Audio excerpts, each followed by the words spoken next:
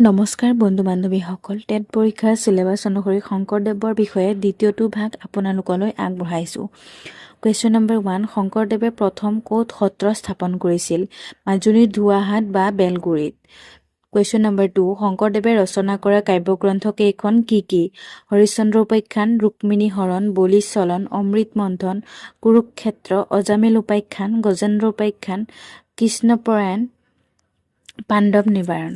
Question number 3, Harishchandra উপাখ্যান কাব্যগ্ৰন্থখনৰ মূল কি?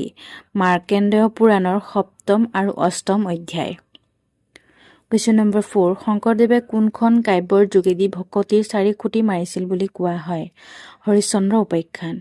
কুৱেশ্যন নম্বৰ 5, ভকতিৰ 4 খুঁটি কি কি? নাম, দেৱ, গুৰু আৰু ভকত। কুৱেশ্যন নম্বৰ 6, ৰুক্মিণী হৰণ কাব্যৰ মূল কি?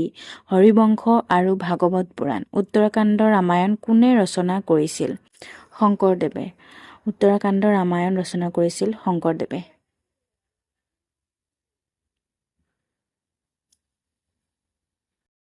কুৱেশ্যন নম্বৰ 8, শংকৰদেৱৰ ভক্তিতত্ত্ব প্ৰকাশক গ্ৰন্থ কেইখনৰ নাম কি কি? ভক্তি প্ৰদীপ, ভক্তি ৰত্নাকাৰ, নেমি, নমসিদ্ধ সংবাদ আৰু অনাদি পতন।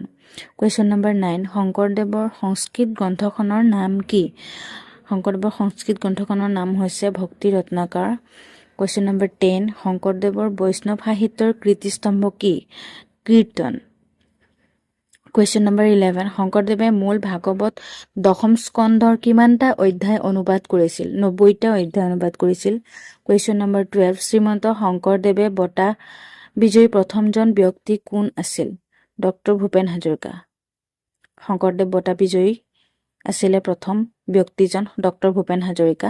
কুৱেশ্যন নম্বৰ 13, শংকৰদেৱৰ নাম প্ৰসংগমূলক গ্ৰন্থ দুখন কি কি? কীৰ্তন আৰু গুণমালা।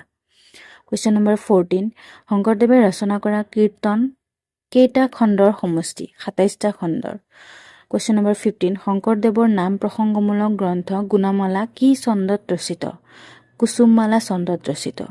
কুৱেশ্যন নম্বৰ 16, শংকৰদেৱৰ গুণমালা গ্ৰন্থত কিমানটা পদ আছে? 337টা পদ আছে গুণমালা গ্ৰন্থখনত। কুৱেশ্যন নম্বৰ 17, শংকৰদেৱৰ প্ৰথমজন পুত্ৰৰ নাম কি আছিল? ৰামানন্দ। কুৱেশ্যন নম্বৰ 18, শংকৰদেৱৰ দ্বিতীয় পুত্ৰজনৰ নাম কি আছিল? হৰিচৰণ। কুৱেশ্যন নম্বৰ 19, শংকৰদেৱৰ তৃতীয় পুত্ৰজনৰ নাম কি আছিল? কমল লোচন। কুৱেশ্যন নম্বৰ 20, শংকৰদেৱৰ নাতিজনৰ নাম কি আছিল? পুৰুষোত্তম ঠাকুৰ আছিল শংকৰদেৱৰ নাতিজনৰ নাম। শংকৰদেৱৰ 3জন পুত্ৰ আছিলে। কুৱেশ্যন নম্বৰ 21, শংকৰদেৱে ৰচনা কৰা ভটিমা 3বিধ কি কি? নাট ভটিমা, দেৱ ভটিমা, ৰাজ ভটিমা। কুৱেশ্যন নম্বৰ 22, পত্নীপ্ৰসাদ নাটখন শংকৰদেৱে ক'ত ৰচনা কৰিছিল? বেলগুৰিত ৰচনা কৰিছিল। কুৱেশ্যন নম্বৰ 23, অংকীয়া নাট কি ভাষাত ৰচনা কৰা হৈছিল? ব্ৰজাৱলী ভাষাত ৰচনা কৰা হৈছিল। কুৱেশ্যন নম্বৰ 24, শংকৰদেৱে কোনজন ৰজাৰ অনুপ্ৰেৰণাত গুণমালা পুথিখন ৰচনা কৰিছিল? ৰজা নৰনাৰায়ণৰ অনুপ্ৰেৰণাত গুণমালা পুথিখন শংকৰদেৱে ৰচনা কৰিছিল। কুৱেশ্যন নম্বৰ 25, শংকৰদেৱে বৰগীত লিখিবলৈ কি ভাষাৰ ব্যৱহাৰ কৰিছিল? ব্ৰজাৱলী ভাষাৰ ব্যৱহাৰ কৰিছিল। শ্ৰীমন্ত শংকৰদেৱে ৰচনা কৰা প্ৰথমটো বৰগীতৰ নাম কি আছিল? শ্ৰীমন্ত শংকৰদেৱে ৰচনা কৰা প্ৰথমটো বৰগীতৰ নাম আছিল মন মেৰি চৰণহি লাগু, তেওঁৰ প্ৰথমটো বৰগীত।